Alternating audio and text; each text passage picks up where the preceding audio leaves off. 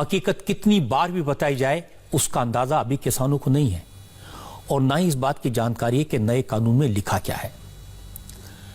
इसको एक बार फिर से समझने की कोशिश करते हैं।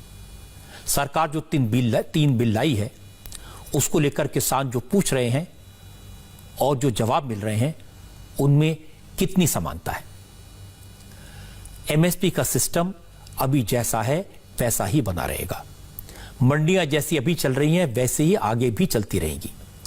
बस इतना बदलाव होगा, अगर कोई व्यापारी या कंपनी किसानों को एमएसपी से ज्यादा भाव देता है तो किसान मंडियों के बजाय उस व्यापारी को अपनी फसल बेच सकेगा और ऐसा होगा तो किसान बिचौलियों से बच जाएगा, कमीशन खोरों के चंगुल से मुक्त हो जाएगा, अपनी मेहनत का पूरा पैसा किसान को ही मिलेगा।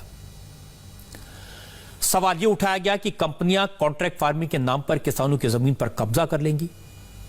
बिल में साफ लिखा है कॉन्ट्रैक्ट सिर्फ फसल की खरीद का होगा।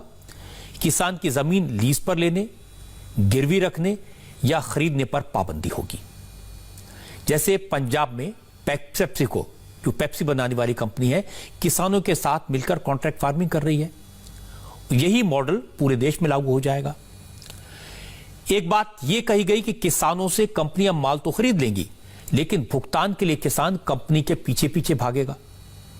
हकीकत यह है कि बिल में साफ लिखा है किसानों से सीधे सीधे फसल खरीदने वाली कंपनियों को तुरंत भुगतान करना होगा और ई कॉमर्स के जरिए किया गया भुगतान ज्यादा से ज्यादा 3 दिन में किसान के अकाउंट में पहुंच जाना चाहिए।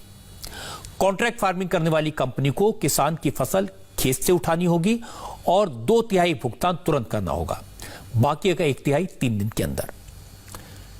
इसके बाद भी कांग्रेस अगर किसानों से कह रही है कि इस कानून से उनका नुकसान होगा